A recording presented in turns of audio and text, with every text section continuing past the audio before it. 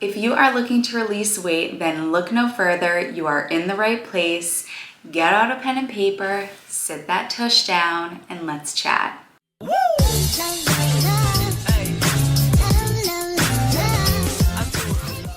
If you're new here, hey, I'm Healthy Emmie. I'm a weight loss specialist, a nutritionist, and the creator of the Slim on Starch program. If you want to work with me, as well as a mindset coach and a nutrition coach to release weight on a plant-based diet, click the link in the down bar. Also make sure that you hit subscribe so that you never miss this crazy knowledge that I'm giving to you on YouTube. It's a great place to be here in the Healthy Hunnies family. Because I heavily emphasize the truth that this is about not just what you're eating, but what's eating you, we are going to be going over both nutrition tips and mindset tips today.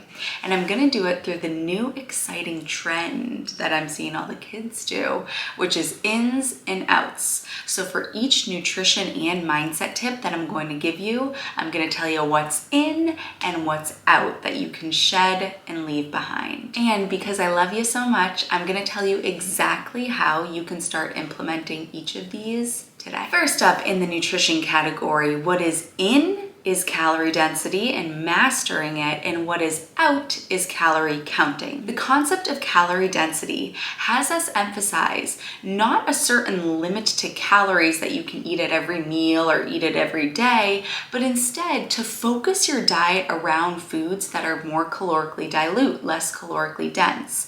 These are foods like starches, vegetables, fruits, and legumes.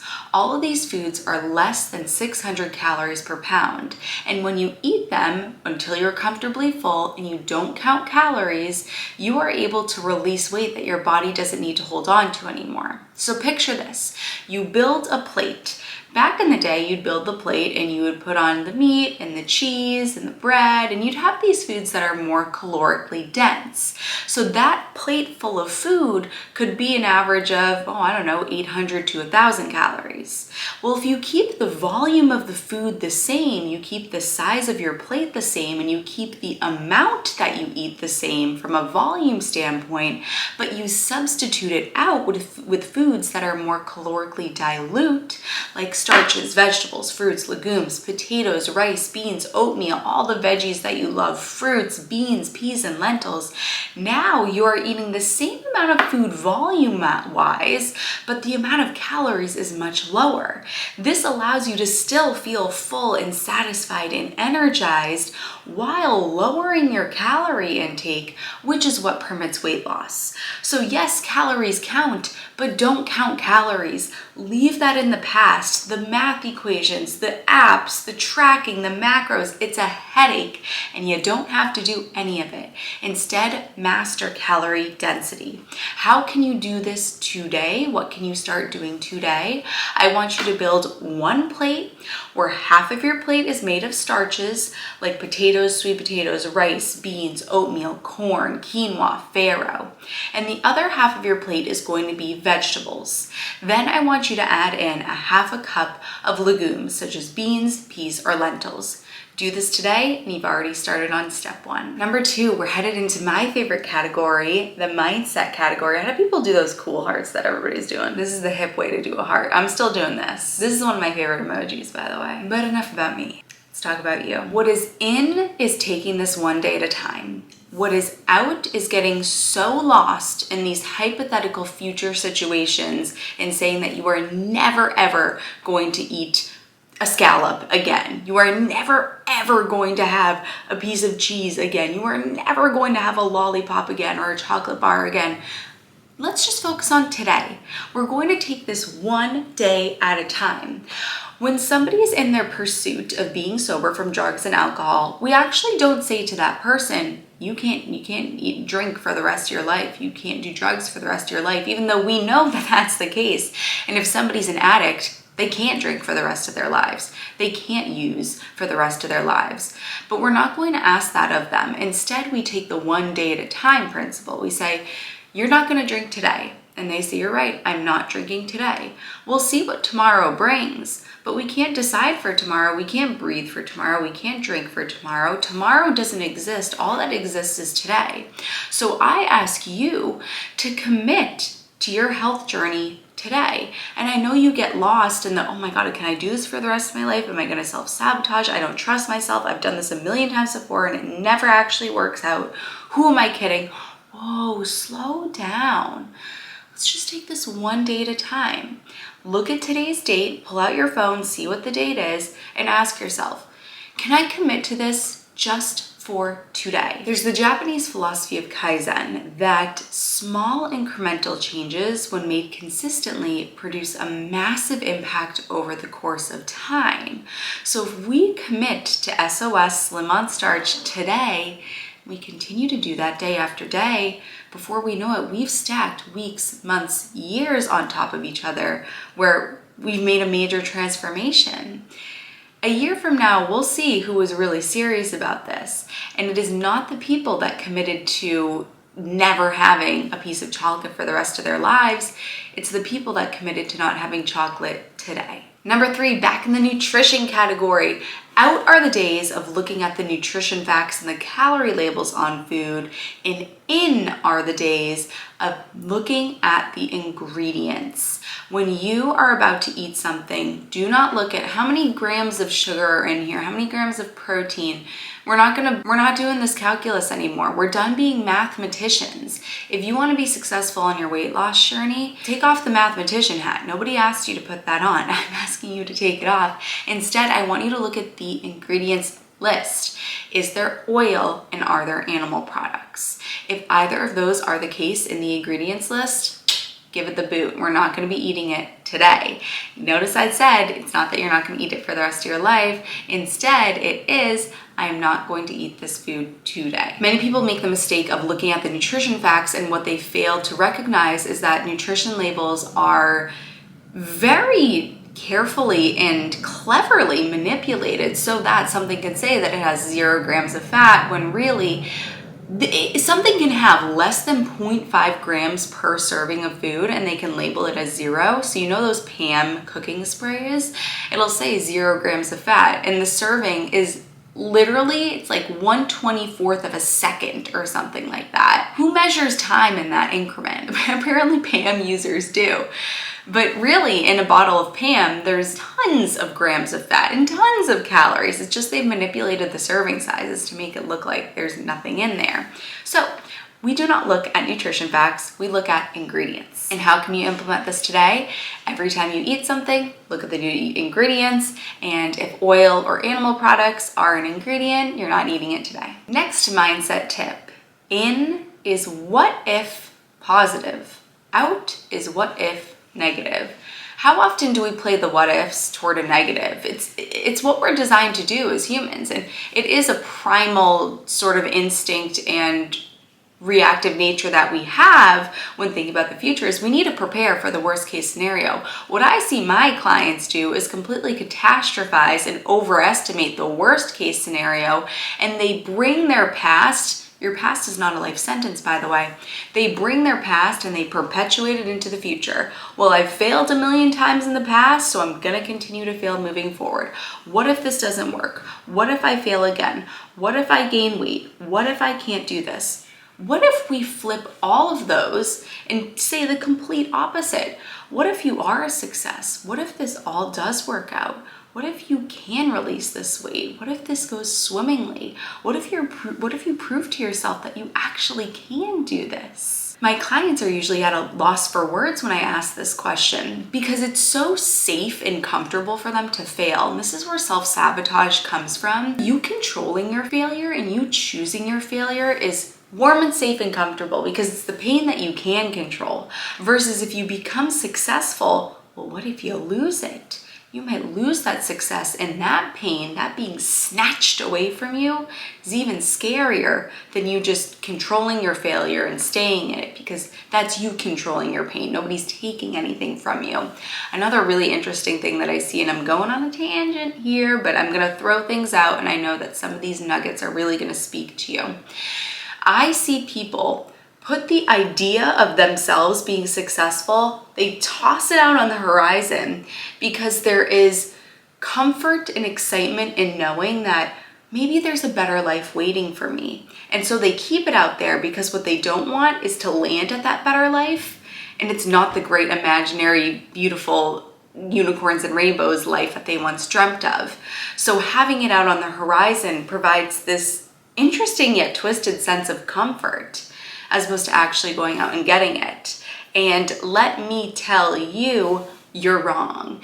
If you think that you are better off staying where you are now than you are being successful, forget about it. I talk about this with my clients all the time, how being uncomfortable in not doing the SOS program is a million times worse than actually doing it. And while it's difficult to make these lifestyle changes, you get to choose your difficult. You get to choose your discomfort. You can either sit in the temporary discomfort that comes with making a change, followed by immense delayed gratification and the feeling of success, or you can choose to be perpetually, eternally, forever uncomfortable because you never reached success. So what I want you to do today is I want you to write all of the what ifs that have been going through your mind of what if I'm not successful? What if I fail? What if I can't do this? What if I gain weight? What if I'm the magical unicorn that this doesn't work for? And I want you to write the exact opposite. And I want you to visualize all of those things actually coming true. What if I am successful? What if I do release the weight? What if this all really does work out? Quick pause in the video to shout out my Slim on Starch client, Darlene. At the time of publishing this video, I'm currently editing my testimonial video with Darlene. She went through the Slim on Starch program. She is fabulous. I mean, look at these before and afters. Are you kidding me? Her interview is going to be up on my channel soon, or if you're watching this after publishing, it might already be up. Check the link in the down bar. But this could be you too by following these tips and by joining the Slim on Starch program. So if you're interested in learning more, click the link in the down bar. Nutrition tip number 3. Out our daily weigh-ins, in our weekly average weigh-ins. Now, you can still weigh in every day if you want to. My clients in the Slim on Starch program, I have them weigh in 3 times per week. But what I need to emphasize to you here is you do not make rash decisions based on what your daily weigh-in says. Instead, you will make a decision about how to move forward and whether or not what you're doing is effective by doing average weigh-ins and comparing the average from week to week.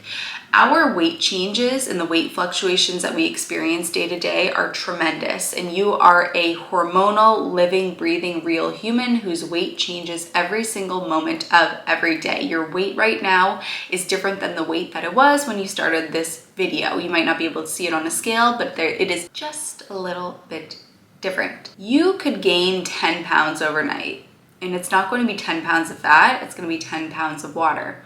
You could lose 10 pounds of water overnight, and it's not going to be fat, it's going to be water.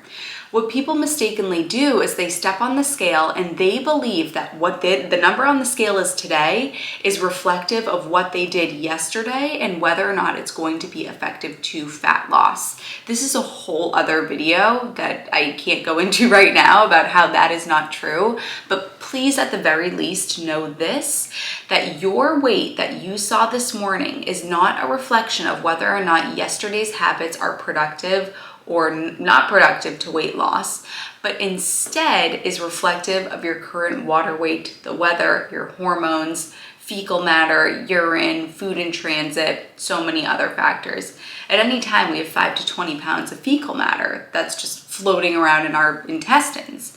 So you are not your ish. You are not measuring your success based on what the number on the scale says every day. Instead, what I want you to do is if you do weigh in every day, take the average every week. So add up all of your weights during the week, divide it by 7, and compare that average from week to week.